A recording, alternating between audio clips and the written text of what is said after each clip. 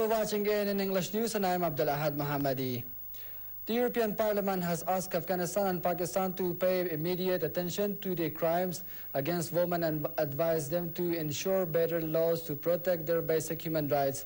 The Parliament is deeply concerned about the situation of women and girls in Afghanistan and Pakistan, it said in a statement on Friday. Women's rights must be addressed in all human rights dialogues, and in particular the issue of combating all forms of violence against women and girls, the statement added. The advice comes as violence in different forms has increased against women in Afghanistan.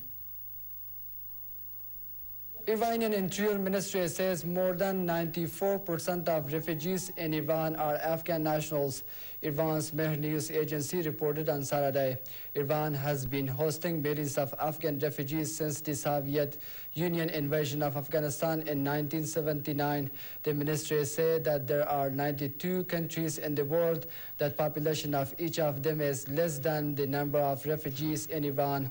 Iraqi refugees are the second largest in Iran. However, as time passes, most Iraqis left Iran and the Afghans continue to stay there as war continues in Afghanistan.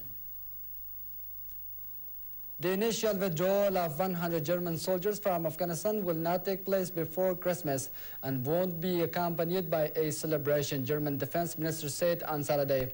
A celebration could take place in 2014 when the NATO mission in Afghanistan is expected to conclude, but now the numbers are too small to make a big to-do about it, he added.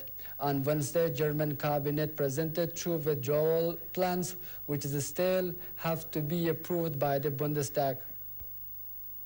Hundreds of oil tankers of leading Pakistan's state-run oil marketing company carrying jet fuel have halted on their way to Afghanistan because of border closure after the NATO strike at Pakistani checkpost on November 26. A spokesman for the Pakistan State Oil said on Friday it only exported jet fuel to Afghanistan, and currently over 200 tankers have been halted on their way to Afghanistan due to border closure. Pakistan insists it will not reopen the border until NATO assures her not to attack its checkpost again.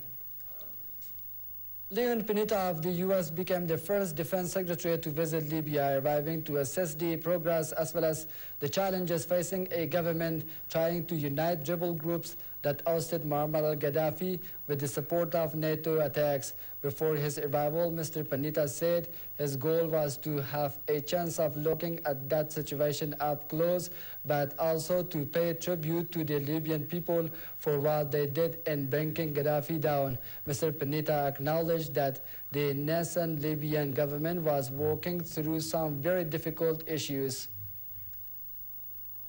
10 people have been killed in clashes between striking oil workers and police at a ceremony marking Kazakhstan's Independence Day in the western city of Janezan, officials and residents have said. The opposition K+ channel broadcast a video of what appeared to be the start of the clashes on Friday when oil workers stormed the stage that had been set for the celebrations. They tipped over speakers and appeared to push officials who had been preparing for the start of a concert. At least 3 people have been killed and more than 220 others injured in Egypt after soldiers stormed an anti-government protest camp in Cairo, prompting a series of violent clashes. Witnesses and state television reported protesters set cars alight and threw stones at military police in the Egyptian capital after a wounded activist said he had been arrested and beaten by soldiers at a sit-in near the parliament building earlier. The country's ruling military council issued a statement blaming the violence on the protesters. And that's all for now. Thanks for being with us.